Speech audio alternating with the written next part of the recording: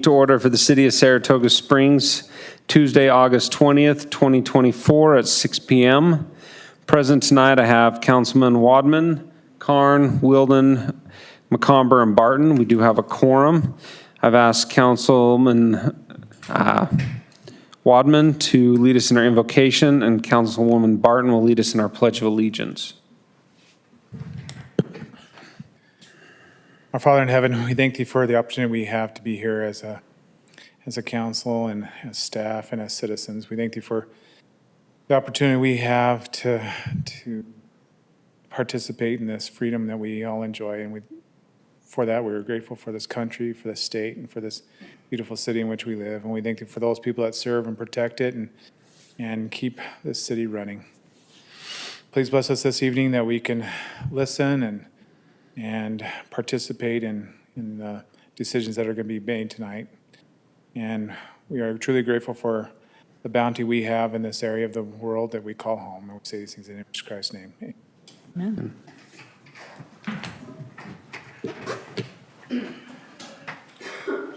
Please repeat the pledge with me. I pledge allegiance to the flag of the United States of America and to the republic for which it stands, one nation under God, indivisible, with liberty and justice for all. Recite the pledge. Okay, public input. Time has been set aside for the public to express concerns or issues not on the agenda tonight. No more than 15 minutes will be allowed for this. Please avoid repetitive comments. Please be respectful in your comments. Please state your name and address for the record. Is anybody here for public input? If you'd come up to the podium.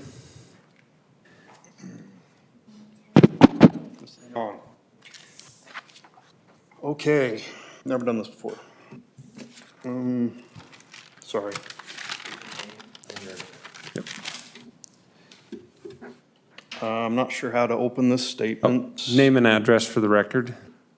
Okay, just bear with me. Sorry. It needs to be said. Here it is. I've been told I'm going to upset a lot of people. So I don't know if my name should be out here. But there's going to be many, many people who will appreciate what I'm doing. You can. Sir, could you please take your name?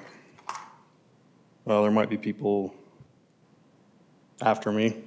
I'll be John Doe, live in this community. I don't want to waste our time. What? Jacobs Ranch. Sorry, 1 second. Okay, Kevin? what? Anonymously? Did you need to state your name? That's our city council has established some bylaws. They would. Okay, Tim Wright, 2018 South Arabian Way, 14 years living here. We reset the clock. Yeah, sorry. You'll know what I'm talking about when I get here. I've been told people are going to be upset, but there will be many, many who will appreciate what I'm doing. On Wednesday, August 7th, we had our latest and greatest fire in the foothills above our homes, Jacobs Ranch, at the mouth of Israel Canyon. I recreate like others on dirt bikes and side-by-sides, and on August 15th, Thursday, I was coming along the dirt road at the mouth of the Israel Canyon and came upon a man shooting guns right next to that burn site of the week before. I confronted him and told him not to shoot there and start another fire and burn our homes down. And I've approached people many times anyway. An argument ensued and I was thrown to the ground. I consider this assault. I decided to go down to the paved roads, and call the police just to draw some attention to the shooting and this fire problem affecting us all. The Saratoga policemen didn't care. They never do. Blah, blah, blah. It's county land and it's not my problem, he states, which they always do. I've heard it a million times. I've talked to the police and the fire station many times about this fire problem. I'm sure you guys are aware. Over my years of recreating out here, I've had bullets strike the ground right in front of my ATVs and everything. I turn off my engine because I'm startled, and then I have them fly right by my head or anything out there. And they're whizzing by my head at the base of that canyon because they shoot at those roads and everything.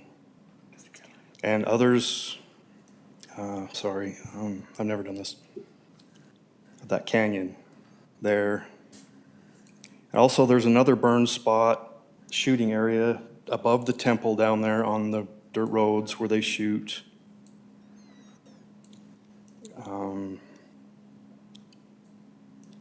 And to go past that area, I have to risk my life to get to my favorite area, to get above where they're shooting, because I cannot confront them when they're shooting.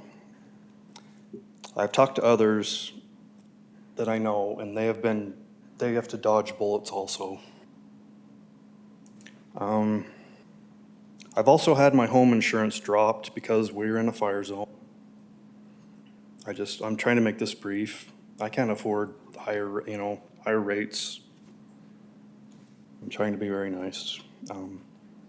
So I've called the city before, and my statement is, who do I sue when my house burns down or when I get shot? The city, the county, or the state?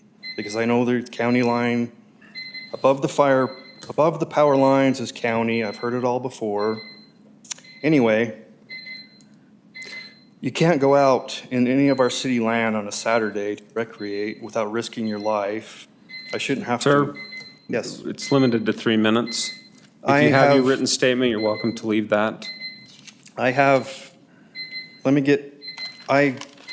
only have a little more, and I have a right. Okay, let me get to, yeah, you can't go out without please. risking your life. I have very important. I'm trying to be very nice, and I've tried to get an appointment with you, sir, the mayor, to just I'm trying to, and you don't care either? I do care. I coach the high school shooting team. Pardon? Well aware of the shooting out here. I do coach the high school shooting team. I'm aware of the community out here. And, well, let me finish this before we get in an argument. Okay, I've been out here for 14 years. I know it very well. The welcome sign to Saratoga Springs on the south Redwood Road is at mile marker 24. The land on the west side of the road is fenced off and closed from there to mile marker 20 and a half or so to mile marker 20 because of Geneva Rock.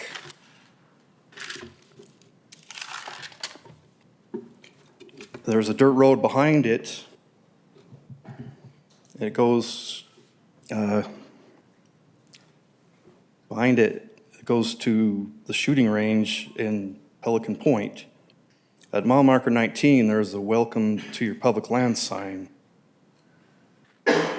From mile marker 20 all the way south, there are posted signs on the fences, no shooting signs. And at every opening of those fencings, it's posted everywhere in that area. There's a gun range at mile marker 16, Soldier Pass shooting range. So there's two shooting ranges within 8 miles. Saratoga Springs should work with the county, outlaw shooting around our homes, put up no shooting signs above our homes by the foothills, or maybe they'd be fined or something, put up signs or advertisements and direct them to the shooting ranges. Let's see, I've got just one. I've also had a Suburban three-seater pull up to in front of my house with 6 men in it. They roll down the window to ask if this is Jacob's Ranch. They had multiple each of them had 2 machine guns asking if this is Jacob's Ranch. And that is scary, you know? So, I mean, the whole state just knows that our land, our city, Jacob's Ranch is open territory to shoot. They don't need to go south or anywhere. I mean, they're asking for directions. They're like, yeah, this is Jacob's Ranch. We can go to town here. That's just my point. Come here, right above our house and shoot without any consequence. Sir, it is limited to 3 minutes. I'm happy to meet with you, but to stick with the bylaws, it is limited to 3 minutes. If you want, you can leave your contact information with Kevin, and I'm happy to reach out to you. I've even talked with the sheriffs. Mayor, I believe, Tim, that we're done for this evening. Thank you very much for your comments. If you leave your information, we will reach out to you and set up an appointment with the mayor. So nobody cares? Sir, it's not that we don't care. We've been fighting this fight on your behalf for many years. The area that you're talking about is unincorporated county outside of our jurisdiction. So the rights of people to bear arms and shoot on public lands is not something that we can control. We are very concerned about it. We take these things very serious. And so please leave your number and we'll reach out and set up an appointment with the mayor as you've requested. I just came here, at the end of this, I talked with the sheriff guy, he can't believe you're not doing anything, but he said to start, just to contact the Spanish Fork office and try to work with them. I just came here to get some attention, maybe we could work together and try to, you guys haven't tried to outlaw our boundaries? Sir, we have no shooting within city limits. We've done that. You haven't tried to get up there by the power line? That is not accurate, Yeah, sir. it's not our jurisdiction. We have tried to do that. As I said, I'm part of the shooting community. The people you're talking about are a sore eye on the community. They're not the majority of the community. We would love to see them not shooting televisions, refrigerators, shooting crazy across roads. I get it. It's close to my heart as a sport and as an activity, Second Amendment. But, you know, right here is not necessarily the place. I'm glad you brought it in. You appreciate it. If you'd leave your number, I'm happy to talk to you. This is an issue we've worked on and done for years. I'm the first one to bring it up, but I can't believe you guys haven't tried all the floods and everything's burned. We have. Okay, I'm just. So, Like we mentioned, we're happy to meet with you to go over your complaints in more detail. Well, I've had a lawyer, they tried to burn my house, now, trust me, okay. This is why we need the police here. So I'm going forward, the police will have a representative here. I know that we've been a little lax because we don't have some of the crazies we've had in the past, but this is unacceptable. I felt not safe. Can we actually? And make sure she's safe because he's out back there right now. He's over there and he's not, and he's causing issues. Come over. Can we have someone now?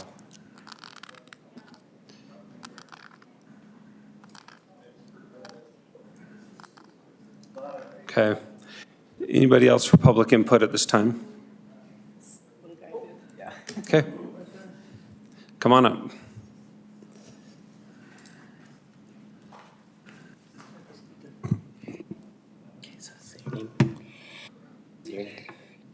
I'm Watto.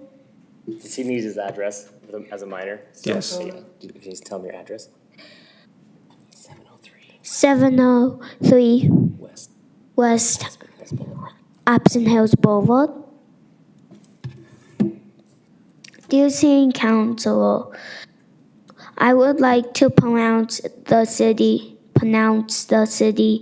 look into a building a Rexon of victory for kids.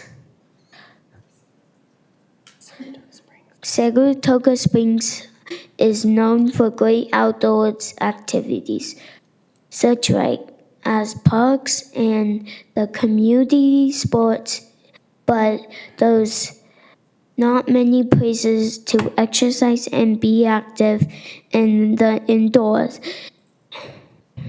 environment, which is potentially safer for kids during the hot summer, dry summer months. Thank you. Thank you. I have something as well. Can I go too? Okay, so that's my son. Matt Peck, same address, 703 West Aspen Hills Boulevard. Good evening, City Council. Thank you for giving me the opportunity to speak with you today. I want to discuss a strategic initiative that can contribute to the security of the future of our beloved local library, the City Endowment Fund, specifically for the library. Libraries are more than just buildings filled with books. They are vital community centers that foster learning, creativity, and connection. They provide free access to information, promote literacy, support education at all levels, and offer a safe space for people of all ages. However, maintaining and improving these services require constant funding, a challenge that many libraries face, especially in times of economic uncertainty. This is where the idea of an endowment fund comes into play as a permanent pool of money that generates investment income. By establishing such a fund for our local library, we can create a sustainable source of funding that will support the library's operations, programs, and growth for generations to come. We should establish this endowment fund for 3 reasons. 1, long-term financial stability. The library's budget often depends on fluctuating government funding, grants, and donations, which can be unpredictable. An endowment fund provides a steady, reliable income that is not subject to these variations, ensuring that essential services can be maintained without interruption. Number 2, community investment. By contributing to the endowment, residents and businesses can directly invest in the cultural and educational fabric of our city. It fosters a sense of ownership and pride in the community, knowing that our contributions today will benefit future generations. 3, enhanced services. With the financial security of an endowment provides, the library can expand its programs, update its technology, and improve its facilities, ensuring it remains a dynamic and relevant resource for all. How do we establish this fund? Number 1, form a steering committee. The first step is to create a committee comprised of city officials, library board members, and community leaders. This group will spearhead the endowment campaign, set fundraising goals, and establish policies for the fund's management. 2, launch a public campaign. We can build momentum through a public fundraising campaign, engaging citizens, local businesses, and philanthropists. Matching gift opportunities, naming rights, and special events can be powerful incentives to attract contributions. 3, seek partnerships. Partnering with local foundations and organizations can help leverage additional funds. Grant opportunities specifically for endowment buildings are also available and should be pursued. 4, professional management. To ensure the endowment's growth and proper stewardship, it should be managed by financial experts or through a partnership with a community foundation. Transparent and accountable management is key to maintain public trust and ensure the fund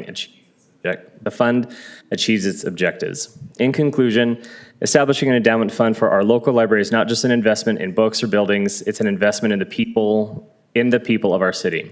It ensures that our library remains a beacon of knowledge, culture, and community for years to come. Please let me know how else I can help. Thank you. And yes, Thank we you. should have a police officer here. Yes. Councilman Carn? Yeah, we usually don't go back and forth on public comment, but are you aware of the new library that's being built? Yeah, that's part of the reason how the discussion came up last week at the event in the Walmart parking lot. I Okay. was talking to the library there. I have something else I wanted to say too, but I needed Okay. minutes, so I'll be back another time. as well. Perfect. But yeah. And we have the- She didn't have a whole lot of information. We have the Friends of Library Board organization that might be something to look at for that.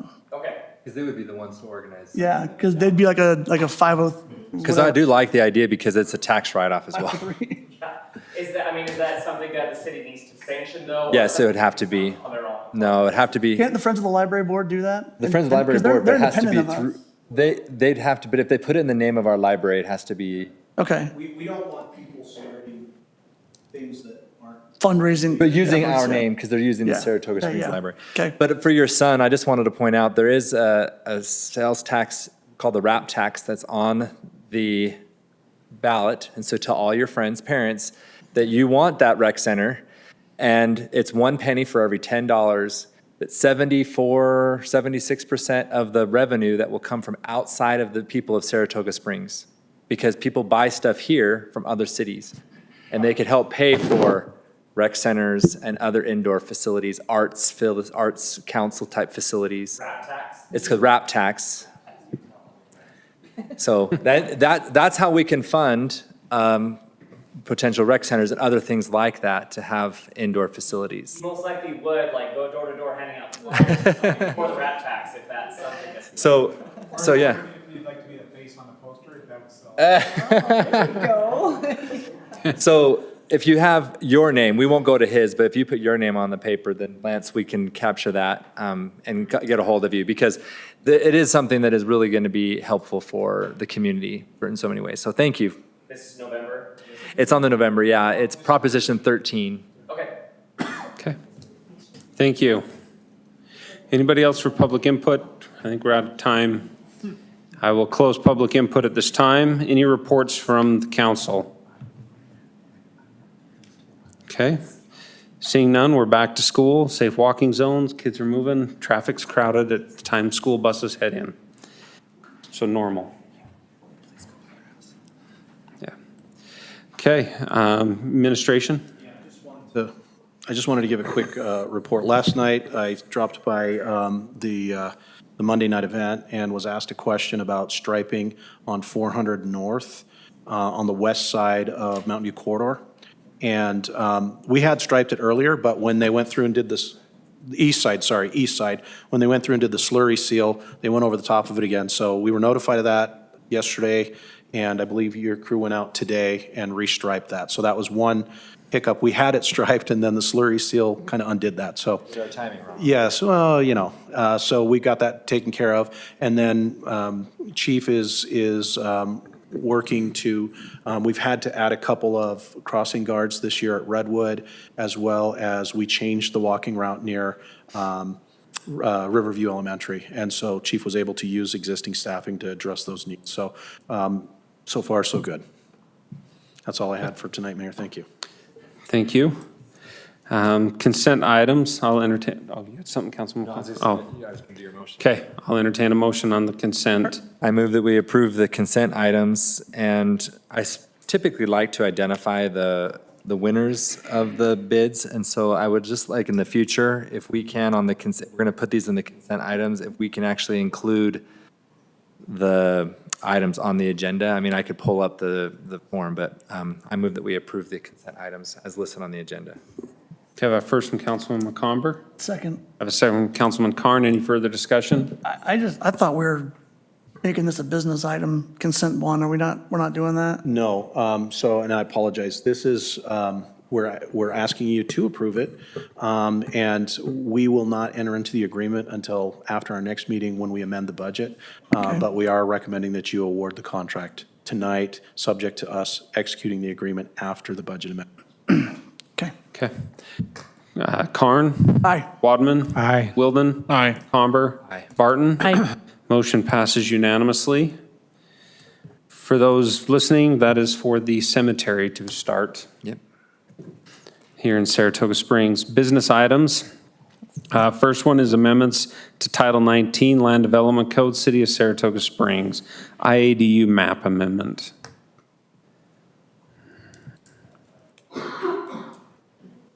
Good evening. Which mic's that one? Probably engineer. I don't have a, Jeremy. Jeremy. oh, it's in the yellow. All right, good evening. Thank you. So this is for the IADU map amendment for not Jacobs Ranch, for Lake Mountain Estates subdivision, plat J3. And it is located in the very southeast corner of the subdivision, the very south of the city.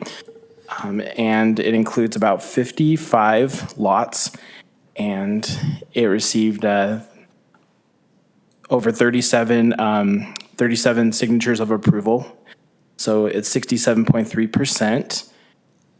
And this is a kind of location of where it is in regards to the city. And if there's any questions, and I believe as well as the applicant, Sean Murdoch is here as well. And he can, if you want to come up, you can sit up if they have any questions for you. Councilman McComber? I don't have a question for the applicant. I just have a question for staff. I had this thought the other day, because we seem to be getting a lot of these. Do we ever call randomly anyone who signed the form to see if they really are the ones who signed it? Do we ever do any kind of check? So what I do is when I review it, I look at the signatures, they have it printed, and then I go to the current county records. I look up the property owners and make sure that the property owners, the last name, it matches the signature. So I do try to verify, and if it is a renter, I make sure that it's the property owner that signs for it. So that's kind of how we check. But I'm pretty good at signing. I'm just saying, like, do we do any kind of random calling just to make sure? I mean, there's been a lot of debate. We have not. We have had a situation on a totally different application where a lot of signatures looked very similar, and we did look further into that. Yeah. So, so we do look for things like that, but we haven't done any calling. Yeah. So, I mean, I just think that it probably wouldn't hurt just to do a couple calls just randomly. If we need to change the policy or something like that, that we do that. I just feel like I just am worried about the time when all of a sudden the renter does come in and they have a meth lab, and then the owner is mad and the neighbors are all mad because now there's a meth lab in your neighborhood. You know what I mean? Like, and they're like, well, I didn't sign anything, you know, that kind of thing. So I don't know. It always makes me wonder, you know, like, because when I was out knocking doors for all these years, I always hear people say they never wanted to have renters.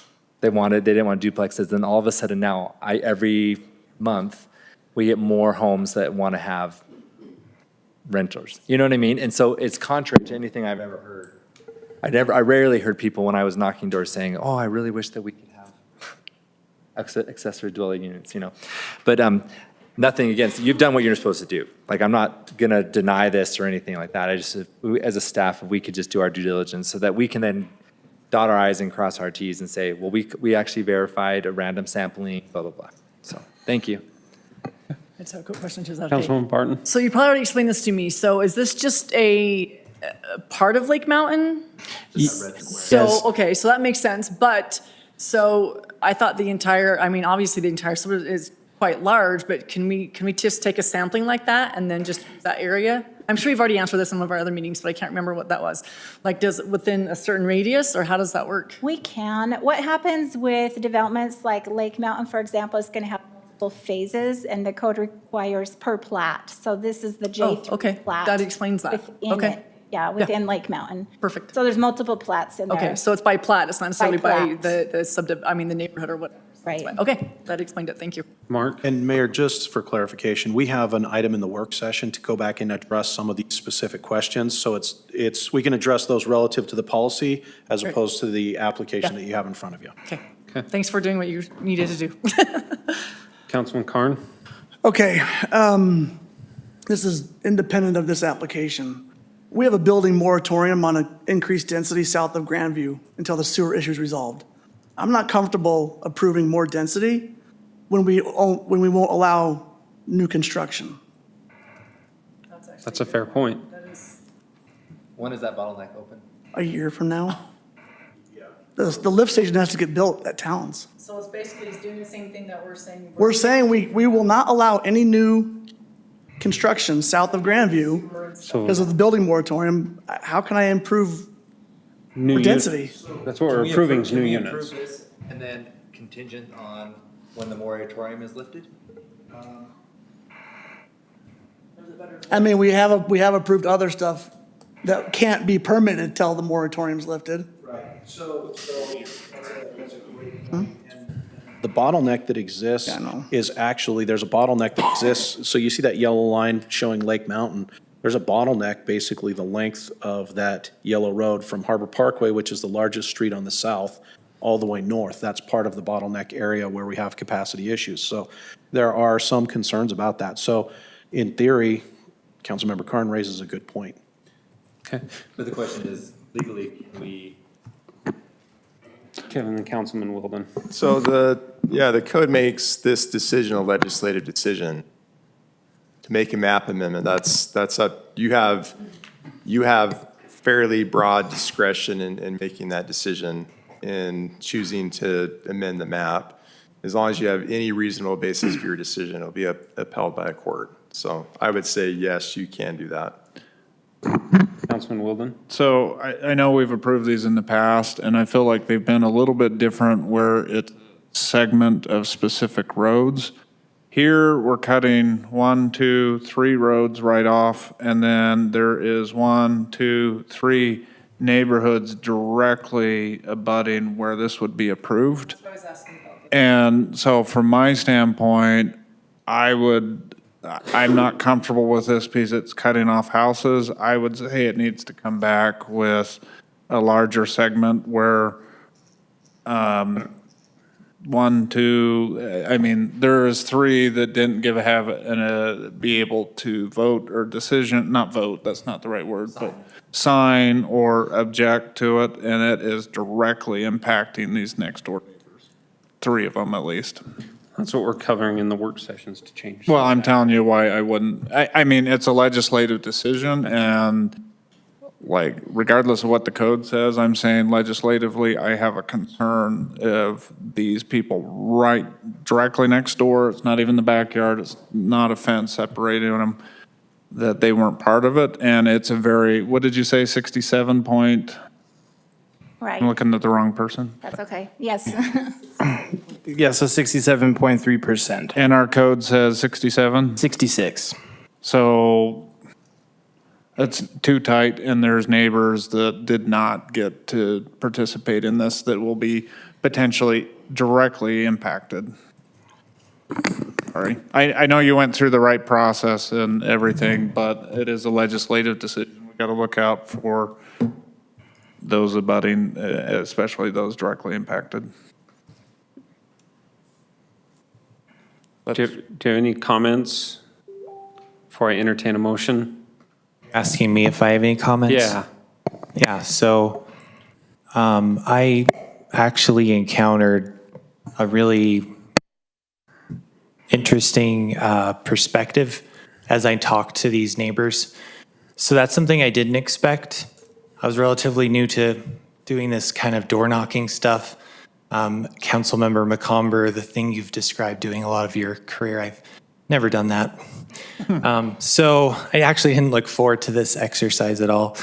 But as I knocked on the doors, I was really surprised. I believe I had 2 people tell me no out of the doors that I knocked. So whatever number of signatures I got, I had 2 additional people that said no to me.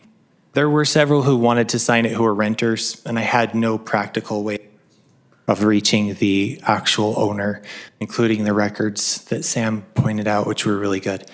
The attitude was, now where I live, there's no, the thing that everyone, there's no HOA. So what I realized is people who move into a neighborhood without an HOA move there for a reason. And these people felt very strongly that they didn't want their rights encroached upon by the government. And that was clearly expressed to me by a large number of individuals. And I'm not saying this to be negative. I'm just trying to reflect the sentiment that I encountered. Also, what was interesting was the large number of people who said, that's not allowed.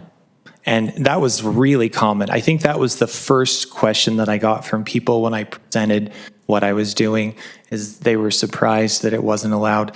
I do understand, and I'm not saying I'm an expert, but I've listened carefully to your comments about capacity and infrastructure, and I empathize and am in no way opposed to what you're talking about. So I hope that helps in some way.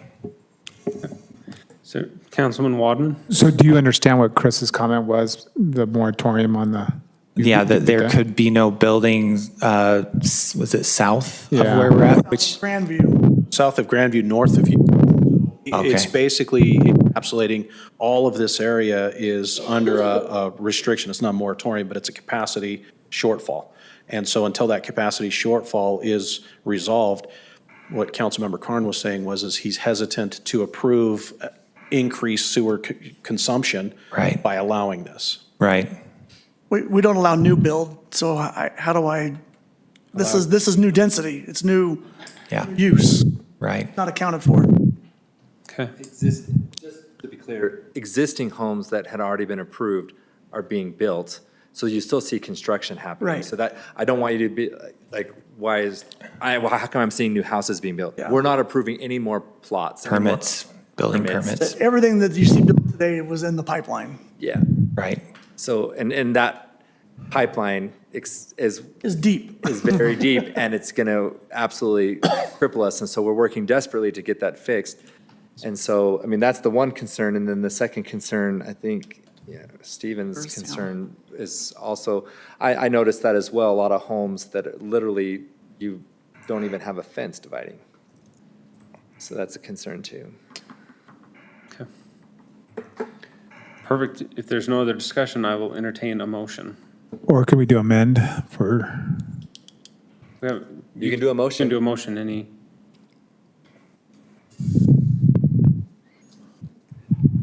Chris, did you want to? I'll make a motion for the reasons I've already stated. I move to deny business item 1, amendment to Title 19 Land Development Code of the City of Saratoga Springs for the area for Plat J3 located approximately the southeast corner of Lake Mountain subdivision. Sean Murdock, applicant, ordinance 24-36 dated today. I have a first from Councilman Carn. Second. I'd I second. have a second from Councilman Wadman. Any further discussion from the council? I have a question, discussion. So by denying this, if he was to go and make this a little bit bigger, he has to start over completely, doesn't he? Like if he was to try and get the homes that were. We would need to look at that. It's a good question. I don't know if. And You would need to file a new application if that's what you're asking. does the application expire? If I tabled this, does the application expire?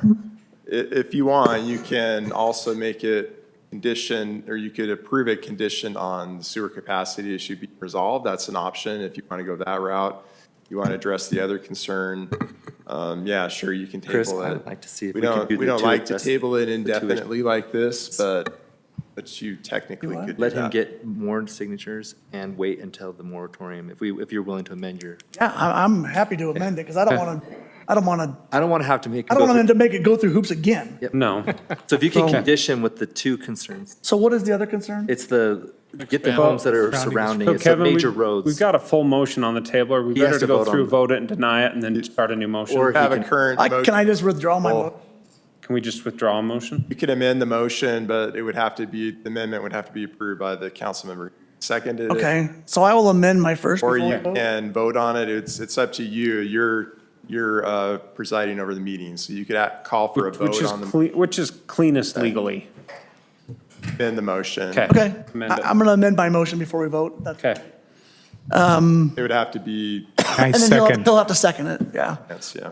Okay, so I'm going to amend the motion. I'm going to motion to approve business item 1 as listed on the agenda with the condition to not go into effect until the building moratorium south of Grandview is lifted due to sewer capacity. Also with the additional requirement to gather more signatures To the major road. to the major roads around the area. And all other. Is that and all clear other- enough? And all other staff findings. And all of the staff findings and conditions. Is that clear enough? I'm not sure what major is, so maybe you can. Either am I.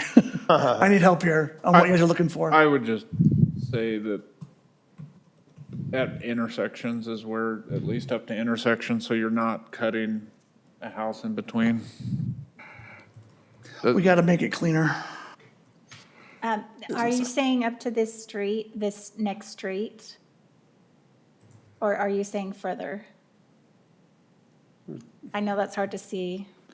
The other diagram to the left has it clearer, right? Oh, Bermuda. if that's J3, is there a J1 above it? Could we specify it by area? Yeah, I see too? what you're, so, right, it's literally cutting, like, if you don't have a back fence, then you're like one lot right there, right? So is that what you're talking about, Stephen? Like the, No, like if you look on the left, Oh, right there as on the left. well. like On the there's a left. house right there. And then on the top right, there's a Yep, there's house some right right there.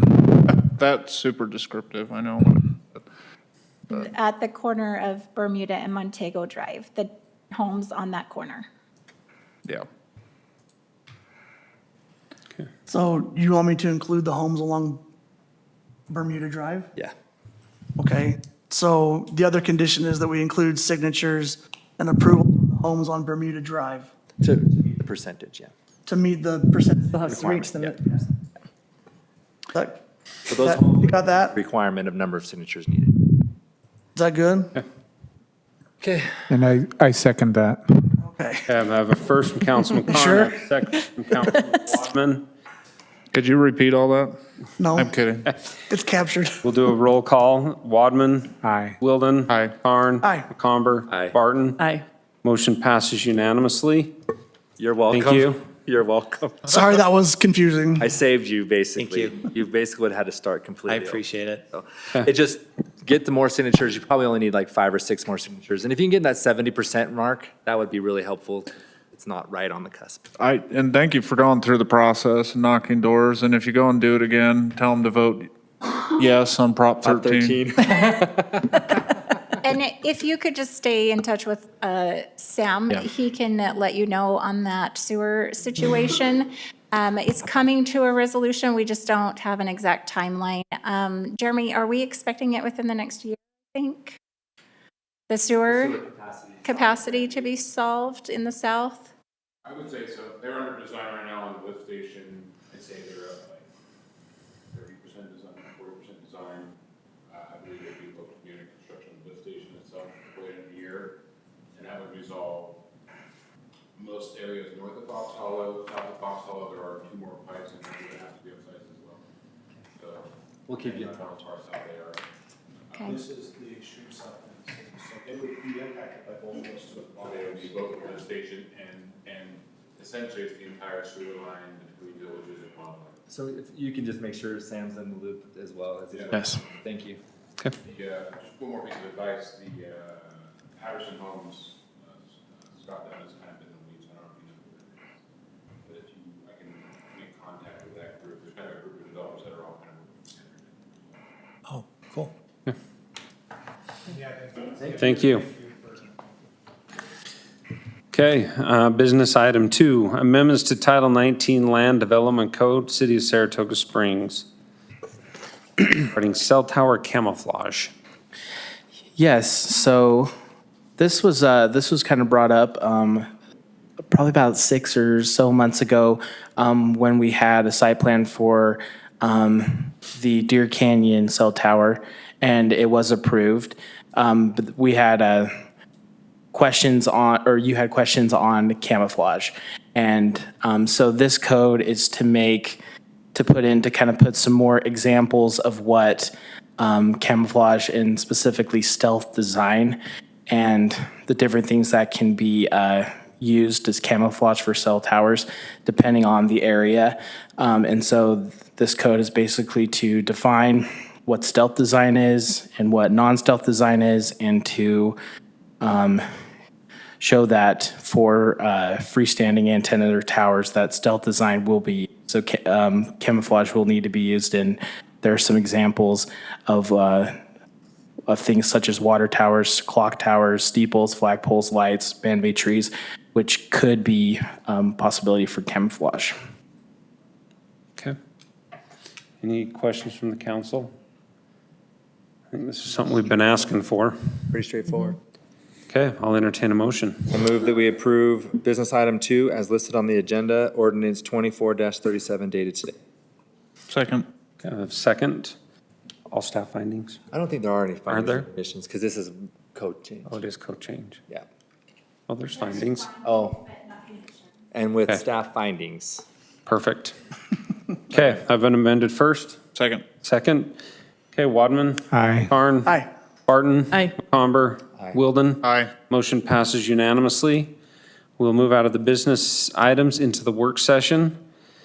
First item is the Mountain Land Association of Governments Fresh Transit Look Study.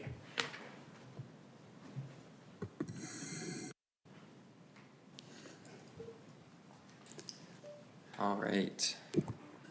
Thank you. And you got the presentation. Perfect. Okay. All right. Yeah, thank you, to Saratoga Springs City Council. Today, we're here to present to you the 2024 Transit Fresh Look Study. So my name is Kendall Willardson. I'm a transportation planner with the Mountain Land Association of Governments, or MAG. I also have with me Sean Elliott, who is, I always forget the title to say for you. Transportation Manager, okay, with MAG. And then we also have Trustee Jeff Acerson with UTA with us today. So let's jump into what is the Transit Fresh Look Study. So there's a few steps I want to go through, as it's a distinctive process from previous transit studies that we've had in the area. And we want to upfront recognize that there have been many transit studies in this area. What we hope to change, or what's different from this process, is we're convening a partnership of communities that include both Utah County and communities in the Southwest Salt Lake County as well. So that includes like Harriman and Riverton and South Jordan. Also, we're including UTA as a partner, UDOT is a partner, and of course, we're including our cities such as Saratoga Springs, Eagle Mountain, and also Lehigh down here in Northwest Utah County. We're working with your city staff to gather the latest growth and development changes, and we've been very appreciative of all the feedback we received up to this point. We're wanting to focus on regional transit connections. So for sure, not disregarding our local connections, local buses, but looking at the connections between our different cities. And we're instead of just also looking at the standard practices of ridership metrics, we want to look at several different metrics that are based on goals that the cities create together to measure transit corridors. And I'll go into that in a second. And so essentially we want to do what would it take approach instead of screening a project at the very beginning and saying it's not worth our time, but allowing us to look at all these different transit projects and what would it take for us to accomplish them. And so essentially align together on a common vision that's both with the cities, with the partnerships that we have, and then maintain this partnership all the way through towards implementation. So these are, again, that partnership. So it's a great company here, including our state legislatures, school districts, private sector, and also South Valley Chamber. So this is who on our partnership committee. This is our main committee that we work with. From your city representatives, we have Mayor Miller, Owen Jackson, and Austin Roy, as well as our technical committee, which gets more into the nitty-gritty. And we currently have Austin Roy, who is on that. And if there's anyone on the city council or others who would like to be involved in this process, we are more than happy to include you in these. With that, I'm going to let Sean to continue with the presentation. Okay, so as you can see, there's two committees leading this. The partnership committee is, I would call, more political leaders, that kind of thing.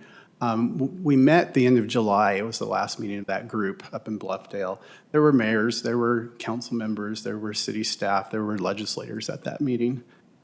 And so as we collaborate all these groups together in this large area, our hope is that, as Kendall pointed out, that we can come together at some solutions.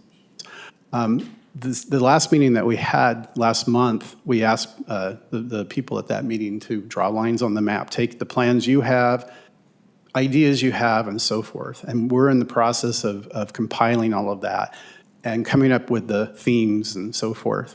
It's very interesting. There's some areas where it's very solidified. This is what we want to do, right? And there's other areas where City A and City B aren't matching yet. And so part of this process is to come together to see if we can get that to match.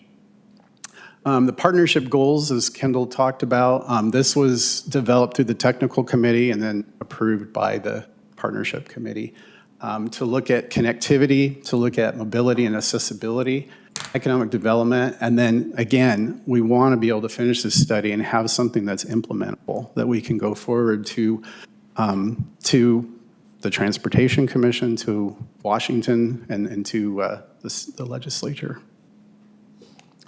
This chart here is showing the timeline. So we started in April.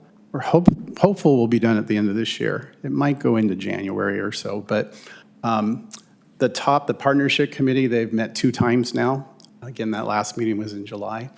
Our technical work, the diagnostic work, that was basically meeting with city staff to gather your plans, gather the growth that's occurring. It's one of the concerns we heard over and over is that with all the high growth that's occurring, that it's pretty tough in the regional modeling world to keep on top of really high growth areas because it takes a year and a half to 2 years just to collect all that data and synthesize it and get models running and so forth. And so part of this study was to say, we want to make sure we have the latest and greatest, and especially places like Saratoga that is just growing astronomical, and the other cities in the Southwest County and Eagle Mountain too. So, and then now we're in the discovery phase where we have gotten out maps and asked to give us your ideas.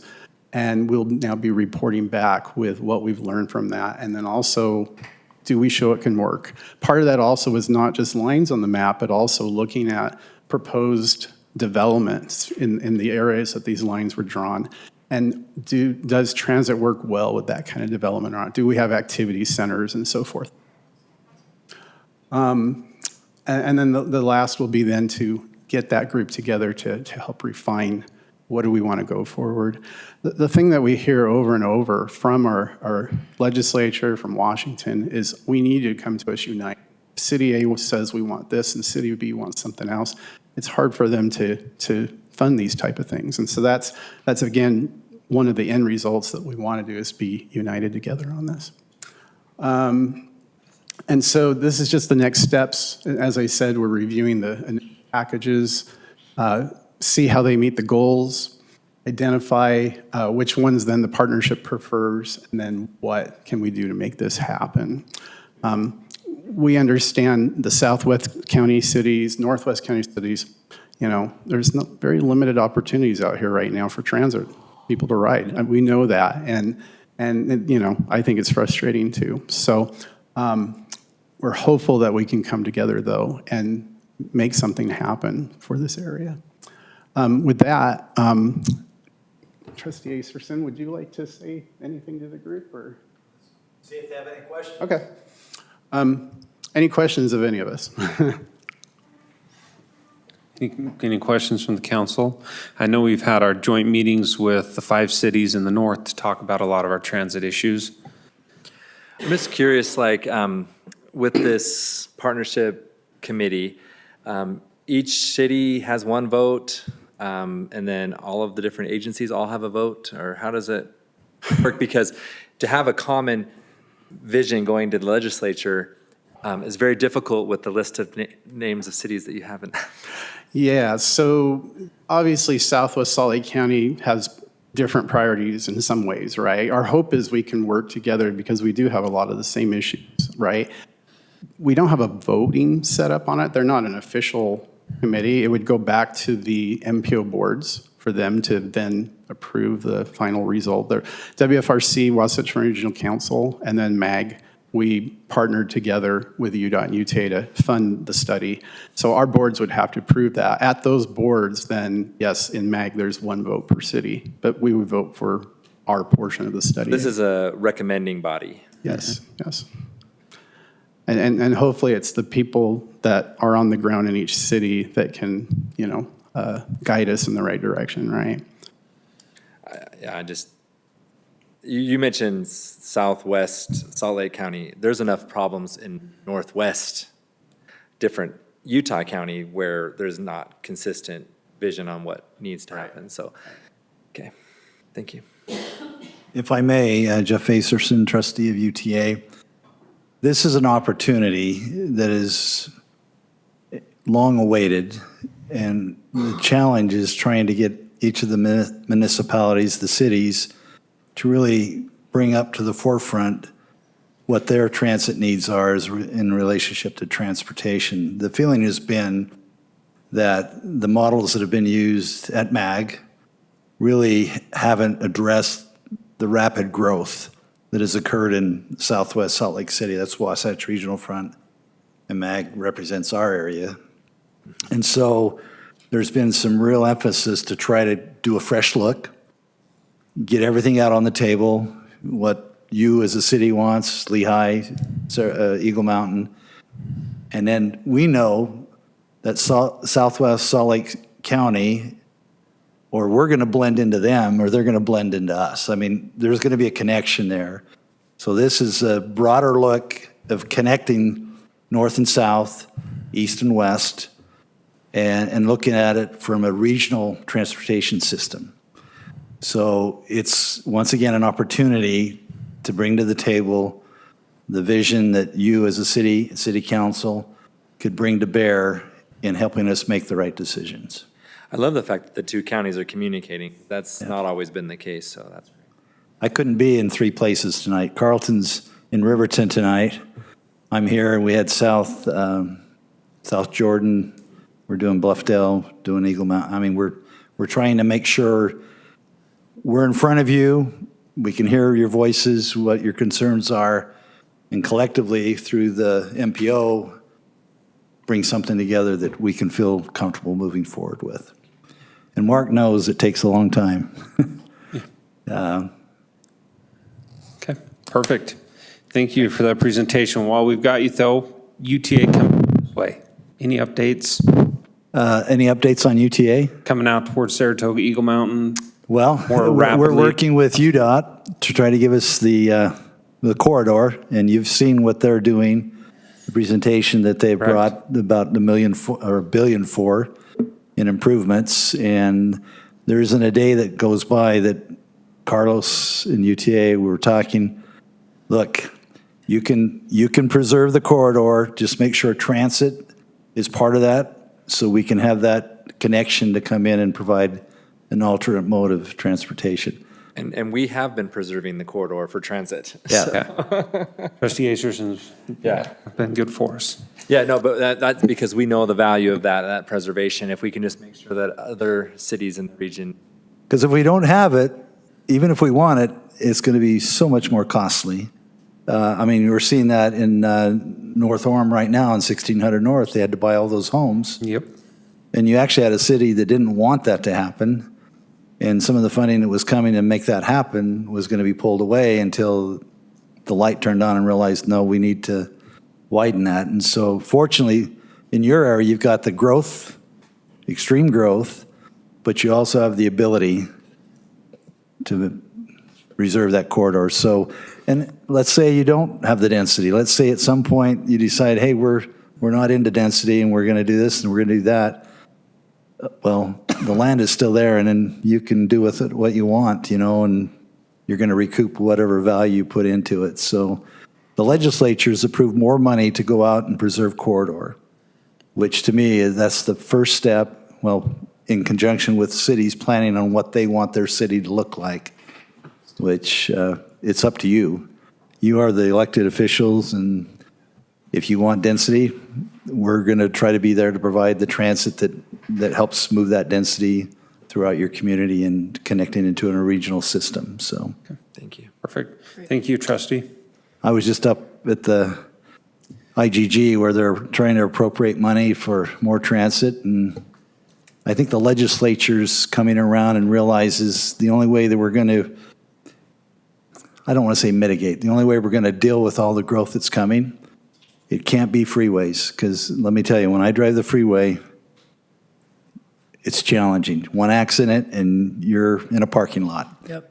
At least on transit, with that corridor, you can move things up and down northeast, and we've got to get stuff out here to where we can have that option, and so that's what we're committed. Thank you. Okay. Thank you. It's good to see a functioning council.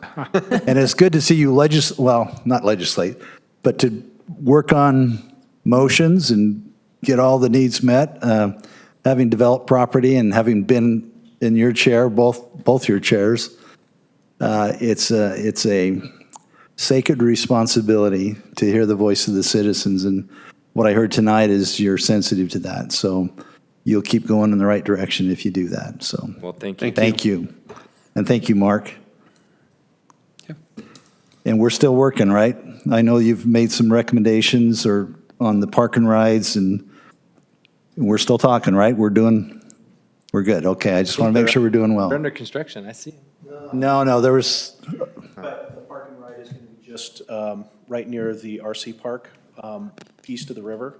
And the transit route will be basically going along Pony. And we've had conversations for when Pony punches through all the way to Pleasant Grove Boulevard, that it would have other connection points up to, the tracks location as well as other points south, so. That's smart. so it's a collaborative effort, and we're listening and we're working together, so I appreciate that, Mark. Thank you. Thank you. Okay. Thank you, Sean. Thank you. Internal accessory dwelling unit code, IADU amendments. This is another fun one. I'm really tired. Okay, Mayor and Council, this is coming back to follow up to get a bit more direction from you as to what you would like to see. We've had several comments over the last, how long has it been? Anyway, these are recent comments within the last several months that council may want to look at potential amendments to the code. And we did send out an email, and we got varied responses, did not receive response from the entire council, so we thought maybe we need to do this in a work session so that we're all heading in the same direction, so that we can prepare some code amendments if that's what you would like to see. So we can address these individually. Number one is basically you do that and everything else below it doesn't need to occur, or, it just kind of, there's, that one says no more stop.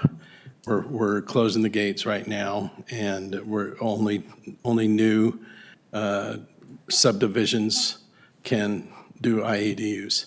So that was one comment that was made. Everything else, I suppose that number 6, look at restricting on-street parking, or number 7, not allow islands of permitted areas within prohibited areas. We might still be able to do some of those things, but largely we need to kind of address this number 1. Is that good or no? And if so, Councilman Woolen has a quick question. okay. Go ahead. Oh, sorry. Go ahead. All right. So I think if we can address that one, that'll help us decide what further to do. So the comment came up at one point, maybe we should just close the gates and only allow new residential subdivisions to have IAD. So I suppose I'm asking your input on that. Is this something we want to go forward with, or should we address the other items? Councilman Woolen? Well, okay, I'll just go in the order that you want. So I'll talk about number 1. Is that all right? And then we're going to go through the rest. I would say even if we say that, residents still can come to us. It's administrative, legislative, whatever decision it is. I think we at least ought to have a process one way or another. I think it needs to be a little bit more restrictive, but regardless of what we put in a policy, it's just a policy. They'll still come to a council meeting and public input if they really want it. That wasn't my original comment, but you asked for number 1. So I can hear what you're saying. I mean, just sort of like anybody can sue anyone, right? I mean, you can always ask for something. But if we say no more IADUs in developments existing prior to 10/1/2021, then staff would be able to stop it and say, Well, if we said yes to number 1, we wouldn't have a process for it. So how would they follow a process? well, when they come in to put in a request, they would just say it doesn't qualify. Yeah. And so just be over. And that's my question, I guess, to you. If we say yes on number 1, but anybody could come in, they don't have a process at that point to follow. Right, that's just. And we're work sessions, so we're just going back and Right, forth. okay, sorry, I guess Yeah, I this is a forgot. car. I forgot I was in the. Policy session. had to switch my brain there. If we do that, that's fine, but they still could come in and it's their What right. process would they follow? But here, I don't know, whatever the council just says. throw this out. Stopping them completely is not a bad thing. I've sat in meetings with Mark where we have water to X build out. 150,000 people. If the whole city turns into a duplex, now we have less water. and we're not creating new water. Central Utah's out. Eagle Mountain's going to be searching for water. It's not like we can say, hey, developer, go invent water or pump it from the ocean. Well, we could. We have it reserved out there. We have it reserved to our build out. If we start to use more water by turning everything into a duplex, we're now limiting our city's future potential. To me, it's very short-sighted. What notice would you have to give people if we did put this in? I mean, if we said no more? So here's the thing, and this is, to be conservative to some of the questions that are happening. The reality is once you give these homes the ability to become an IADU, you will never be able to claw those You back. can't take it back. You can't take it back. And the areas that are listed in red are pretty much the only areas that we can actually keep preserved from IADUs. All other areas are green. When that develops, if they're larger than a thick 6,000 square foot lot and they meet those requirements, it's allowed. It's a by right given to them by the state when they adopted this IADU code change. And so fundamentally, it is a question. It's up to you guys. If you want to allow citizens the ability to opt in and have that, that's one thing. But once that red is gone, it's gone forever.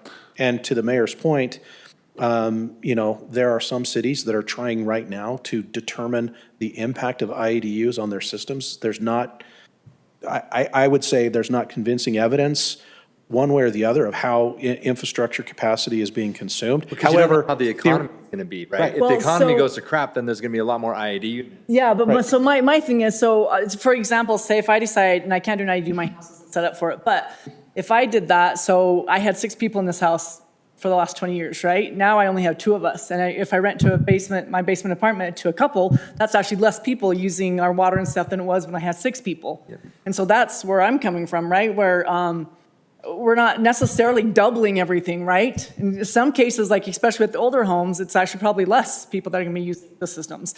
And so I'd like like you were saying, we don't really have like a definitive answer to that, right? But if you look at kind of numbers like that, then it's like, oh, we actually have less for this one. That doesn't mean, obviously, it's not like that with every house, but for example, for mine, if we did that, it would be less people. Right. And so the challenge is we have based our water exactions based on the consumption that we see across the average of our city. That changed when the legislature said, oh, by the way, all new housing after this date can have an IADU. And I'm not saying that's good or bad. I'm saying we don't have the math to go one way or the other. Right. Now, in Salt Lake County, where they have far more older neighborhoods and other things, in their cases, I've heard them make the argument of it doesn't impact us as much as it does, say, a Saratoga, where we have a large children population. Right now, we're peak capacity because a lot of our homes either are starting to have, multi-generational housing because kids can't afford properties, grandkids, whatever. And you also have very large populations of families with multiple kids in the home. And so it's tough for us to be able to say at some point in the future, we wouldn't be in, say, more of an old neighborhood mathematic impact to the system. But right now, I think Lehigh and other cities that are in this high growth, fast growth mode, they're saying, wait, we need an additional allotment of water. We need an additional sewer allotment in order to be able to house it, because based on some of their studies and looking at the numbers in their community, they're coming up with larger numbers. Now, I can't speak for them, but that's part of the analysis that we're going to have to go through to determine how can we address these impacts. And saying it works in, say, an old community that has residual capacity, Saratoga, you've got to just accept it.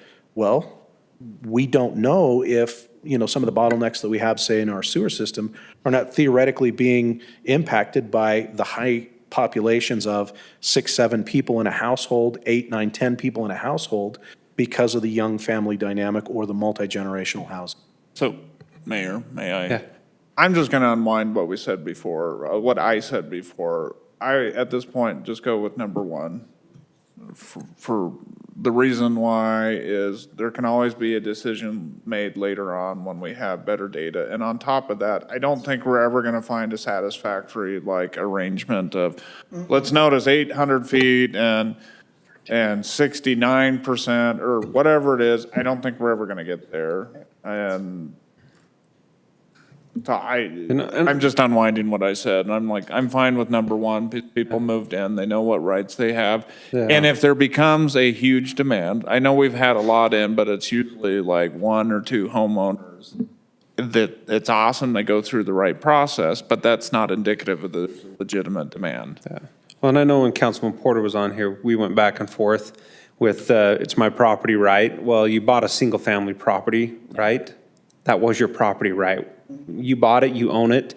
That's what you did. The government didn't tell you to buy a single property. If you want a duplex, move to one of the new areas. Well, and there's other. Or buy a duplex. Or buy a duplex. There's other elements that You know? factor into this, to your point, Mayor, is some communities, we don't know that their CCNRs even allow it. And they may be coming in saying, hey, we asked the people in our HOA and we're good with it. Well, I don't know the nuances of whether they could get the votes to amend their CCNRs. This is sort of getting to my point, like asking these signatures real. That's the thing. The CCNRs, the HOA board says yes, but do they really even know what's in their CCNRs? Well, and Chris knew what his CCNR was. And the code says that future CCNRs after that 2021 date cannot include provisions that prohibit this if they meet these other characteristics. But it doesn't retroactively change the CCNRs and I would argue the contractual arrangements that That's exist un-American. with those previous agreements that are in place. And so philosophically, the shortcut could be you say no to any new IADU rezone, kind of change requests. Yeah. That's an option that you can consider, or you can consider to say, hey, we still think people deserve the right to have a choice. I mean, I think we go with one, but then we keep all the work that was done. I mean, there's a lot of information that's captured, research that was done. I mean, and that's available. That's in the record. It's in the packet. I mean, and future councils, elections have consequences. If people want to change it, they'd be able to do so. But for right now, I personally think that we just need to, until we know more, we need to just stop it. Well, I think when you listen to the residents, they say, hey, they're not controlling growth. They're not watching what they're doing. This is kind of that one area of growth we can say, whoa, put the brakes on. Traffic's horrible, schools are overcrowded. Westlake's what, the first 10A school in the history of the state? This is that one area, because the schools don't get tax dollars from the family live. I know we have the developer in here that said only sweet little old widows rent basements. But the IADUs around me, the one house has 3 IADUs in it up on Rocky Ridge. So, that's 3 different families with kids going to a school with 1 property tax. Well, and they're probably not registered, and they're not probably owner-occupied, and there's probably a lot of things where they're not following the code, which includes And they're a having business. adequate They should be parking. taxed as a business, the Airbnbs Mayor, I got in neighborhoods. one question. Yeah. What is, if they go the right routes and then they disclose it to the city, what is do we have an impact fee? I'm new, I don't know, what? We have Permit not fee. amended our impact fees to try and go back and retroactively capture impacts Okay. of this. Now, again, this is new territory. Exactly. And so we have not been the one busting through that gate. Do we know what are there other cities that are dealing with There's this? talk of other cities looking to amend based on their capacity analysis. Okay. We could not rely on that. We would have to recreate that. And frankly, we already have reduced our impact fees to the lowest amount that our current, average use is. And we would not be, recommending going lower than that, but we also don't have the data to necessarily demonstrate going. And the second question I had is, like this gentleman that was here earlier, if we said no, if we do number 1, Before these changes? so he would be grandfathered? Yeah, this is just a work session, so you couldn't make these changes till a future point, and you've already granted. Okay, gotcha. So technically, if someone's listening and they're on top of it, they want to do it, they're going to do it fast because they got to do it before we have a And that's why I meeting. said when This has to go through planning commission. And all 2 viewers are seeing. Hey, you guys, real quick, I met a viewer in Chili's the other day, and he Chris goes, Karn? No, he goes, hey, I'm one of the 5 viewers. You guys are awesome. He's like, you guys do such a great job fighting those developers. So I think, for me, I would say we go with 1. We don't have the data to Mark's point, to Chris's point, Data gets. to my point of property rights. I don't know if the council Yep. feels like that. Wilden, McComber, you're leaning one.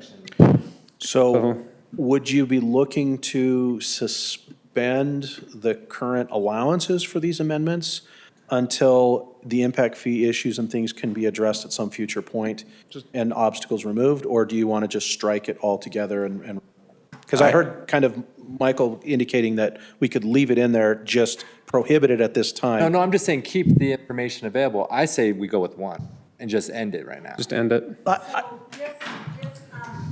one, we would bring you a code amendment that takes out the process for Amending. So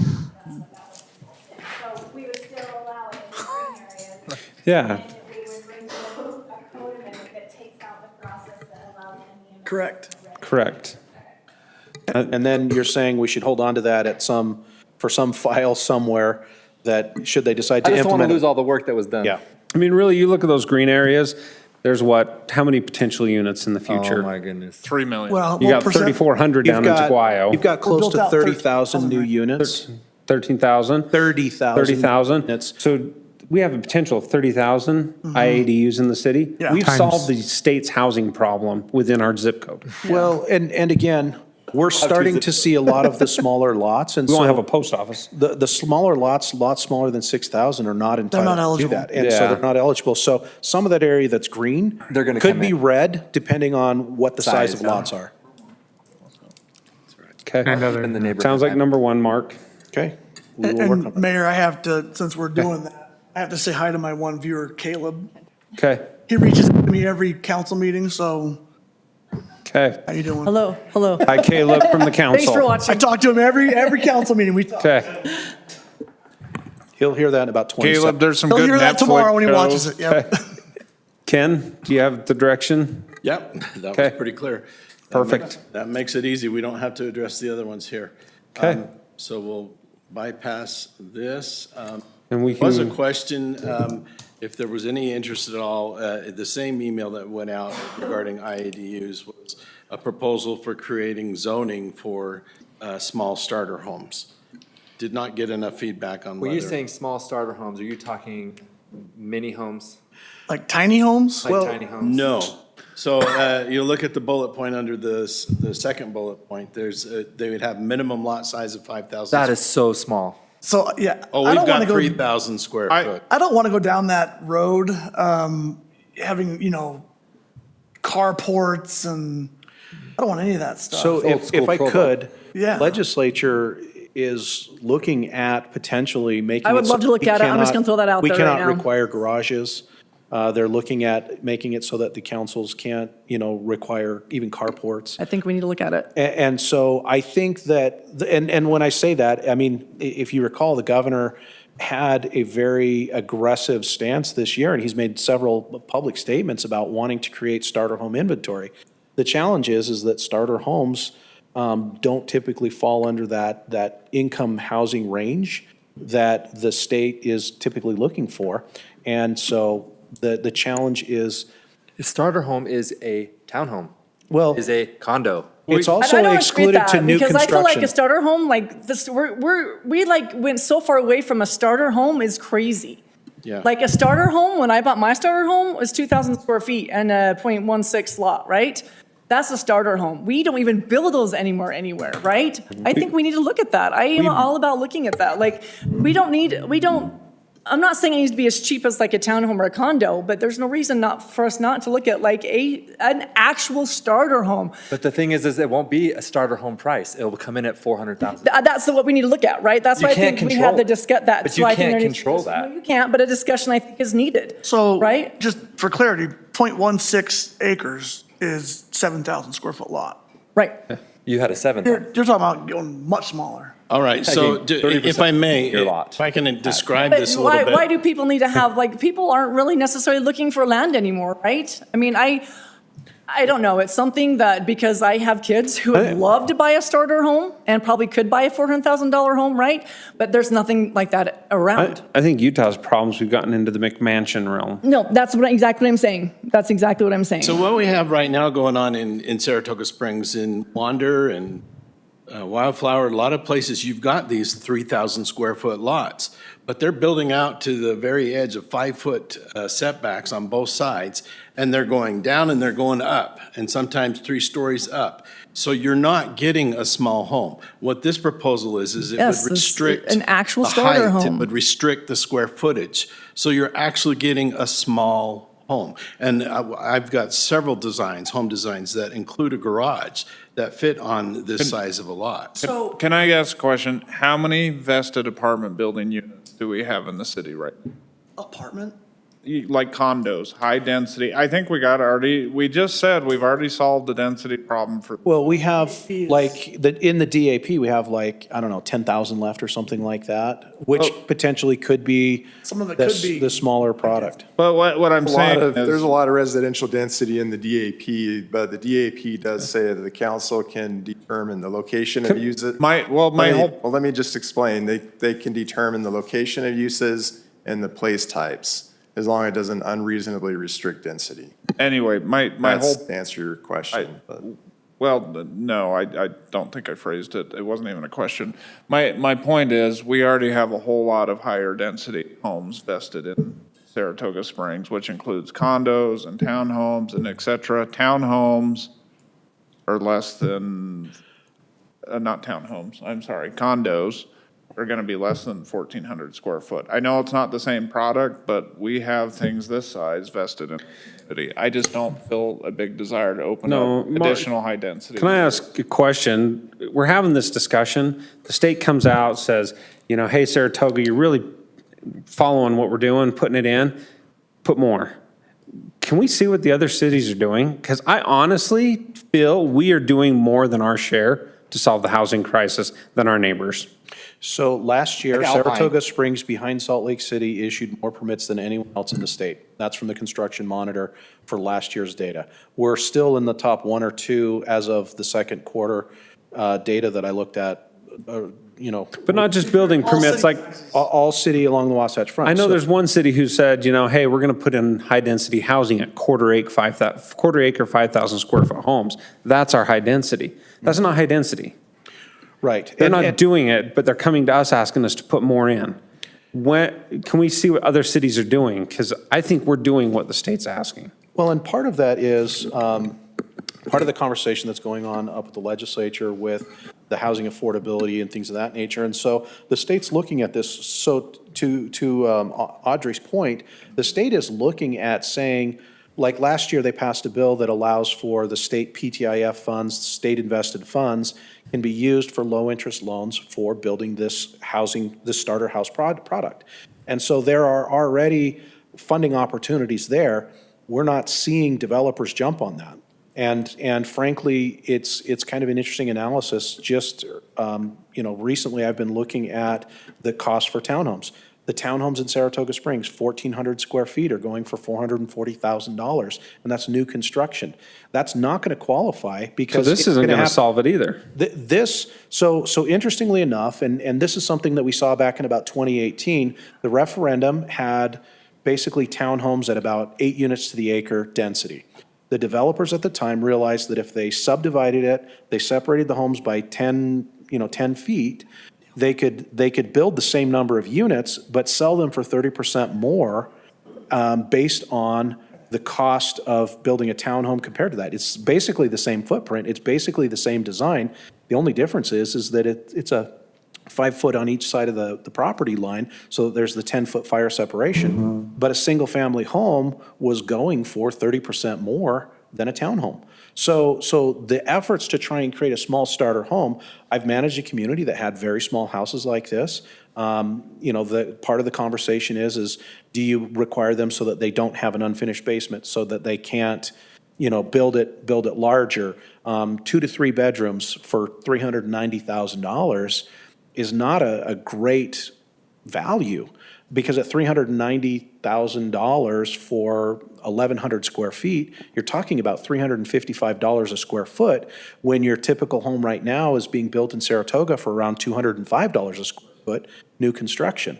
So we're limiting the size, and I think what Ken is pointing to is we could limit the size of some of these small starter homes, but what we're seeing with perhaps the market is instead of it being a $200 a square foot build, and what you're seeing is nice countertops and nice finishes, you're going to see an 1,100 square foot home that gets built that's going to have Formica tops, laminate flooring, and some of the cheapest carpet and padding. Like a starter home. I don't understand why we don't want starter homes. Why do we don't want that product in our city? It's not, But they're charging more per square foot to do it. They're gonna charge a lot more per square foot to do it, and you're not gonna get starter home pricing, you're gonna get smaller homes for more money. You're getting $319 a square foot for a starter home versus $205 So for a this is just new home. perception because this is what we're seeing, right? this is the math that we're looking at right now. And so again, the state, to be eligible for that loan fund, I think the housing price has to be 350 to 390 or something like that.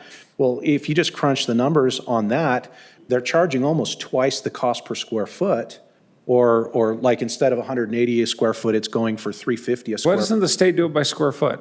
Well, again, that's part of the conversation, and I think that's part of the challenge that we're looking at is builders are not jumping at this opportunity, and there's now some builders that are starting to say, wait a second, if I can charge $355 a square They're gonna get a foot, fortune on it. I can actually do this and it'll pencil out for me, but it's not creating value is the challenge. And then the other question that I'm starting to delve into on this thing is, what happens if this starter home at 1,100 square feet is being built at $355 a square foot, and now all of a sudden, my appraisal comes in, what's that gonna do to my appraisal? Because it is a single-family home, is that gonna drive all of the other housing prices up because you now have a per square foot cost that's nearly double the square foot valuation for your typical So build? Mark, what you're saying is you build one of these homes within a 2-mile radius of my house, and it appraises at $380 a square foot. All of a sudden, my home appraises for double the value today, and we did nothing to cure affordable housing. We made it worse. I am not an appraiser, but it looks to me as if that might be a problem that we're creating within the state by having policies that are looking at a real problem that needs to be addressed. I think all of us agree we want places for our young families to be able to start. But I'm not sure that artificially changing this is going to result in the outcome that we're looking for. Again, I'm not an appraiser, but if an 1,100 square foot home gets built and it's $350 a square foot, and that starts to drive up the other home's cost per square foot, are we compounding the problem by subsidizing and creating a product that the market is not being driven to now, but by the offer of discounted financing and other things, we're creating that market. Will it have a residual effect on the rest of the economy as it drives up the other housing prices? I don't know the answer to that. I'm not an economist. Although I think these are a lot of assumptions, and sometimes I hate to make decisions on assumptions, right? Right, Yeah. right. This is just a work No, session. yeah, no, that's what I'm saying. So- That's just some feedback for me. Like, this is, yeah. So this is a work session. What's driving this ask? Does the development community banging down our door saying we want to build this product? No, the state, the governor, and just planning principles that have been floating around for a long time. So we're just saying, should we address this? One of the news articles I was talking about, I'm sorry, one of the news articles I was talking about, this was talked about how Utah homes are larger than anywhere else in the country. 100% they That's are. kind of what's driving this, Yep. but they don't factor in the fact that you've got basements here, and a lot of states you don't have basements. You don't count patients. Again, a starter home is now 3,000 square feet in Utah. Yeah, I mean, your 2,000 square foot starter home had probably 1,000 feet in the basement that was unfinished. Right. The article didn't factor that in. They never do. I because think you if they're get going to this- look at affordable housing, it needs to be based on a per cost a square foot, not a price range. Finished. Because all we're doing is increasing the profitability. I don't have the appetite. I'm one of 5. I taking the don't. lead. I don't. on this. Nope. I have no problem if the legislature comes in, the governor, and they force our hand, just like they do with the IADUs, then we can discuss it, and we can make it right, and we can do it right. But We have forced density everywhere. why do we need Encourage to it. be, I'd rather like sit back and let's see what other cities do. Well, we need to see other cities start stepping up. Yeah. That's right. Like, I mean, excuse me, Alpine, like, I'm sure that was the city that thought 5,000 square feet. I don't know if it was, but I'm. Where I was going with the comment about the DAP is you can, if you choose to do these smaller homes, you can specify that just in the DAP. Yeah. Because they do need to fit in their density. They already have the vested density. There's 16,000 residential units, and I don't know how many they've used so far, but About maybe a couple thousand at the most. About 5,000. Oh, 5,000. Okay, so you have a lot of residential units left in that area.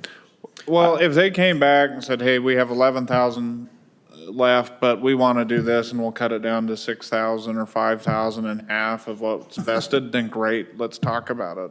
But they're not, at least from my perspective, but right now, we have so much vested rights around higher density products, which will be more affordable in this, because this has nothing to do with affordable housing. They can go and buy a condo for cheaper than this, that same size, less square foot. So this has nothing to do with affordable housing. I am not interested in it unless like the SLR or someone comes in and says, hey, we're willing to forfeit some of our density in our condos that we're going to build a product like this. Yeah, I think too, the other piece of this equation has to be transportation. I know UTA is building us a bus stop that'll have a few more buses. We can't pack homes in like this, even with the road construction. I mean, we got the 1.4 billion, which is going to be great. You know, the Representative Moss and those that worked on that really did help out the area, but we can't exacerbate the problem as soon as it's fixed. I mean, the last of those 5 projects is 10 years from now. It is, and we can't beat it to death before it gets here. Other cities need to step up and start putting in the housing. Okay. Okay, got direction on that one. That was fun. What a hot item, Ken. That was fun. Thank you. I feel like we need to offer more products. I mean, I don't feel like a starter's home should always be a townhome or a condo. That's in Utah, it should not be. And that's where we've gone to, and there's no reason that it needs to be like that. Again, a work session, just my opinion, stuff like that. There's no reason to not have a starter home product like that. That's a single-family dwelling for whomever's looking for it. And again, maybe it doesn't need to be our city or whatever. Like this might be a big, obviously it's a bigger issue, but it's Utah. It's a Utah problem. It's not even just Saratoga Springs, right? Like there is not a starter home in Utah.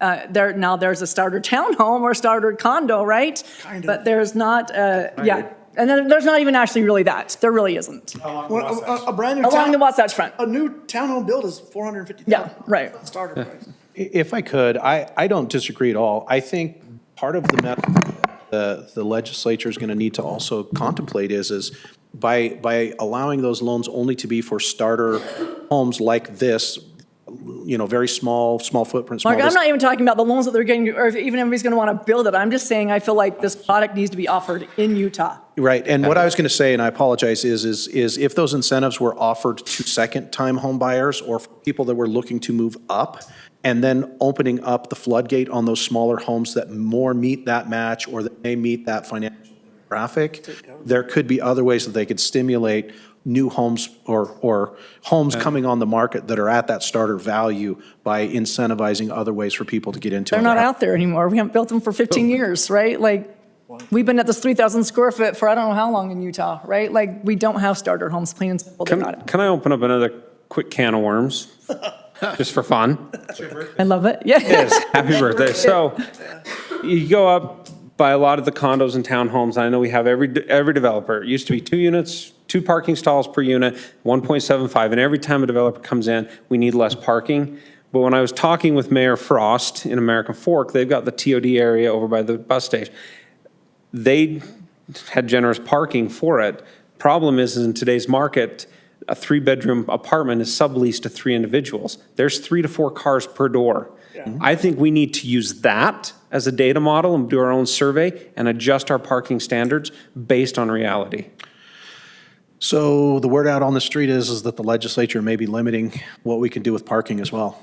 So again, it's a continual conversation of what is going to happen, and again. But let's have the facts and data to have that discussion. Well, and They can come in and say we need 0.1 parking stalls per unit, when they're over here saying we need 5. I'm sorry. Mayor, Are you mistaking facts and data with political will?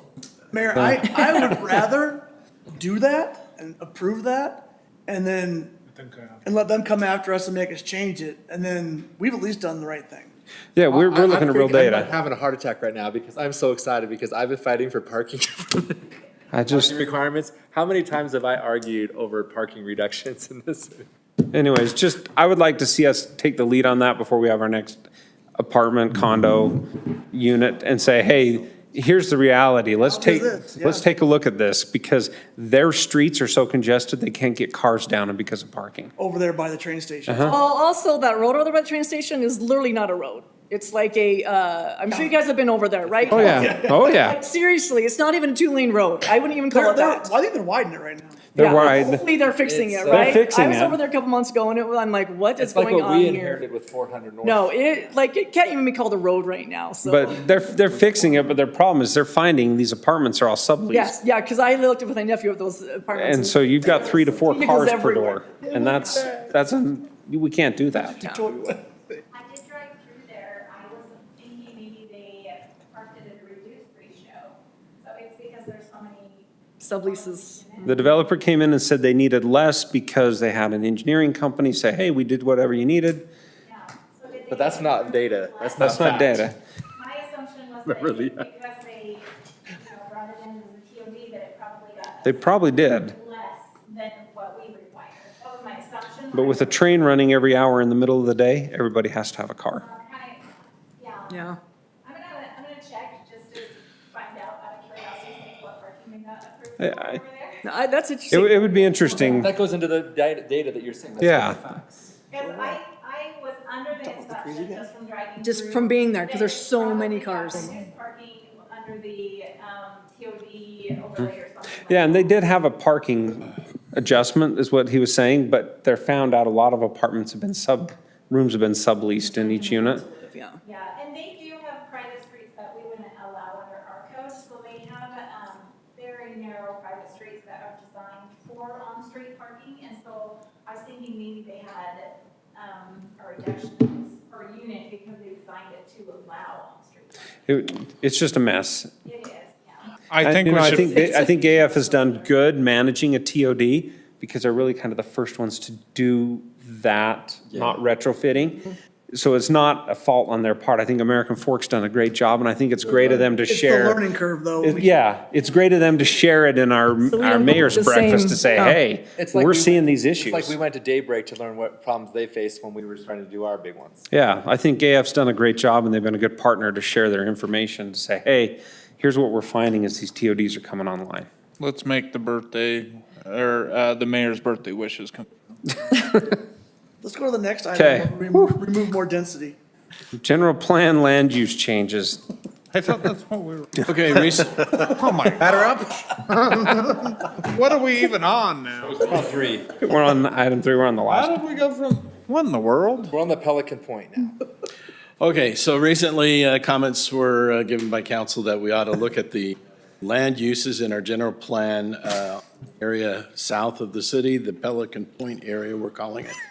So the request was looked at removing high-density and medium-density residential from those areas. Ken, I'm sorry to interrupt, but when I brought that up, it's not south of the city. I was wanting to look at it in all the city, removing medium, high density. We did. Okay, This is, yeah, okay, I know there's places we can't because it's vested or whatever. right, and that's why you're not seeing more. Okay, all right. Yeah. We ended up with being Pelican Point area as the area that we could do some changes. And all of that density is below the black line, which is our city limit. So it would be changing the general plan for future areas annexing into the city. Which they will. Okay. This is the only place that's any change? We only have 3 areas marked for high density, and the other 2 are already vested. Oh, all right. Yeah, you've got Plant Community, the Tuguayo property. I'm in favor of changing it. Yeah. Okay, so we feel like, yeah, we can take away the high and the medium density, but what do we put in its place? And that's the biggest question. What would you like to see in its place? And so I've got acreages on the uses and stuff, but I want to quickly run through a few options that we've looked at, but we don't have clear enough understanding as to what you would like to see in that area. So here, we're just going to throw some things out. Councilman Wilden said he would like office warehouse. Okay. Several factors need to be I considered. knew it. but- It doesn't even I knew crack, it. just like, whatever. When is this gonna end? Sorry. I'll come back to those factors that we need to consider. But here are some options that we could do if we're going to remove those land uses. What if we took, again, the black line that you're seeing there, and it should go all the way across to the lake, but hopefully you can see the city boundary black line. So everything below that, we could just change now to rural density. Rural, and we're not looking at developing it anytime soon, so maybe we just leave it that way and then readdress it down the road. At some point, when they want to annex into the city, then that becomes a conversation relative to How that. they come in, yeah. Right. So wanted to go back to the other map and show you where the black line is. We actually have mixed waterfront, both north and south of the city boundary. And when we totaled up the acreage for mixed waterfront, that's 578 acres that we have that designation on. Mixed waterfront does allow for some medium density. Yeah. So that may be more than we want to look at. So on this other proposal here, where we go rural residential below the city boundary, the mixed waterfront area above, change that to low-density residential. So that's one proposal that we could go with. I mean, there's. Well, the point is the bridge going across, and there was gonna be some There's like gonna be boardwalk, commercial along commercial. that Right. bridge corridor. So maybe you want some. Low-density residential, you can't have any commercial there. Maybe you want some there.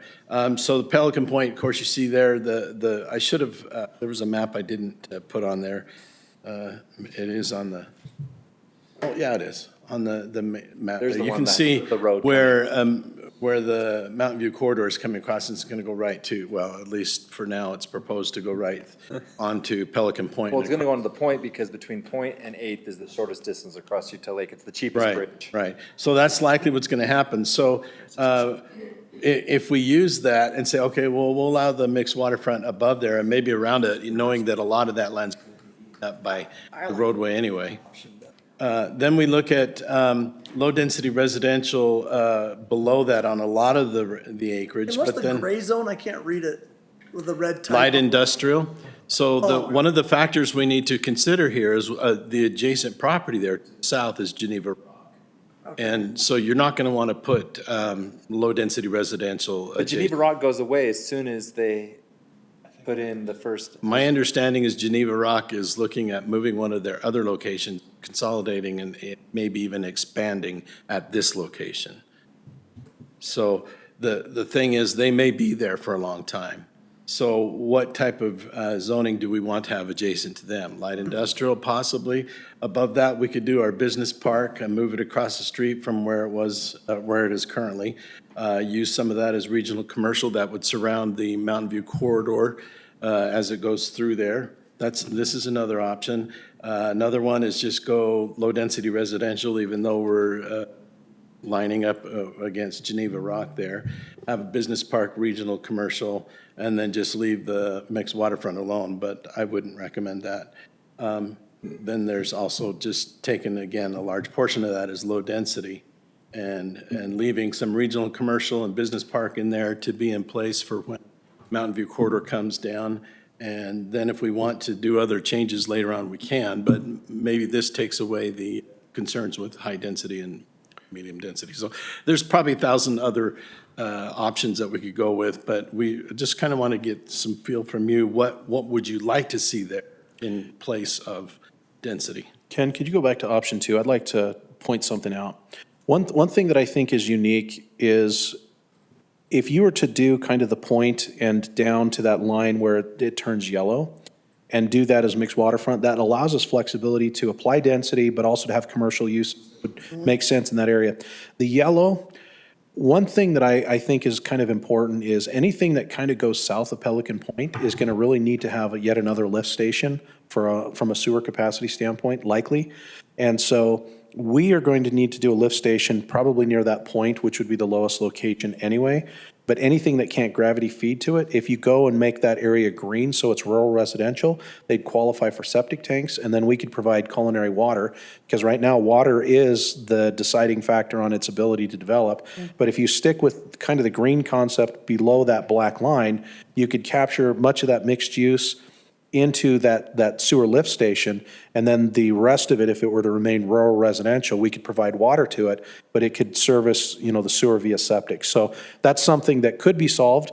Maybe we propose it so that we go with the rural residential below that line where it's yellow in option 2, but do that basically so that we don't have to continue to try and chase sewer further south, because they could use septic systems, but then be able to provide water to the south by just connecting, drinking water and secondary to the south. This is where I was leading to, is because I want to make sure that we have the ability to have commercial on both the eastbound and westbound Yes. of Mountain View. And this is gateway overlay. This is It should be gateway overlay. And it's gateway overlay as Yes. well as mixed waterfront. Right. So it would give us some real design capabilities. I don't mind having the condos above the business if that can create some nice waterfront Not views. here, I like it here. Yeah, I like it here. That's what I'm saying. This is good. But, because I want all the Saratoga Springs residents, I don't want all of the commercial to be on the north side of the freeway, because then it's going to become really tricky for all the residents coming down on the freeway to get to it. So having a balance, because we want to encourage people to come over from Orem, right? Yeah. And stuff. So I like this, and I would rather I was actually going to make that same comment, is like, why, if it's not even in the city boundaries, let's just say rural residential, because then the expectation when the landowner comes in is the lowest level. And then we can have a conversation and say, you want to have more density, you got to figure out your sewage system. And so this is a long ways away, but I'm trying to picture in my head when you're driving across this bridge, what you're gonna be looking at. I don't wanna be looking at light industrial, No, exactly. right? I want that, I see the purpose of it being over there. I don't wanna see it when I'm coming across the bridge. This needs to look nice as you're coming in. Maybe rural residential looks good, I don't know. But I want the mixed waterfront on both sides of that road. So for me, I don't want light industrial here. I mean, we don't need to start advertising more light industrial. Yeah. For me, look at Wildflower. People seem to not have a problem being next to a mining facility. They're building homes and townhomes, and people are just lining up down the road. Traverses. Right, you know what I mean? So people are lining up. So I don't see why we need to designate another industrial area when we don't really need to, because you can put in some, and they've got they've got gravity here too, to their advantage, because they're up on the hill more. Anything west of Redwood Road has more gravity to it. So what I'm hearing you say, Michael, is you like and Councilmember Karn and others, you like the mixed waterfront in the blue, in basically where it's yellow now, maybe back that down to rural residential. Yeah, and is that light industrial in the city boundary now? No. If it's not, then it should just be rural residential. I think everything outside of the city should be rural residential.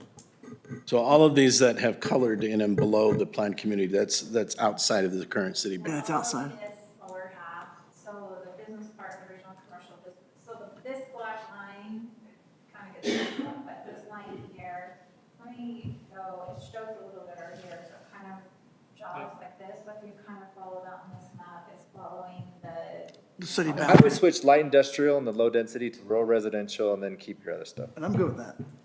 I'd be good with that. Change light industrial to what? Rural Rural residential. residential. Rural? And the low density of rural. And then the other part, because it lets people know, hey, you can have a gas station, you might have a little shopping center in those regional commercial areas, mixed waterfront, you can have a restaurant, you can have whatever, a little boutique hotel. You okay with the business park where it is? Which color is that? That's that dark blue. Blue, or the blue? I actually don't mind the business park there. I think it's gonna come in, it'll be next to the It'll be freeway. right off the, Yeah, it's a great place. I mean, technically, all four corners should be regional commercial, but a business park, they'll probably come in and ask to turn half of their development into a regional commercial and business park, because that's what they always do. yeah, you've got 80 acres shown there of regional commercial on both sides of the road there. Good chunk. Those are big, but. Okay, I think I understand. Any other issues? That sounds good to me. I think we're good. Okay, We'll come back with a land use amendment. thank you. Mark, closed session? Oh, I'm sorry, there was Oh. one other thing that I wanted to, this is coming up here soon. So the request was, when we were talking about the property to the east there, where we just changed the density, and the regional commercial and the high density, we'd rearrange that on the east side of Crossroads. The piece here that's with the star on it is currently land use, regional commercial, but because there was concern we were taking away business park, the request was, let's change that one to business park. So that will be coming forward to you to change that piece to business park rather than regional commercial.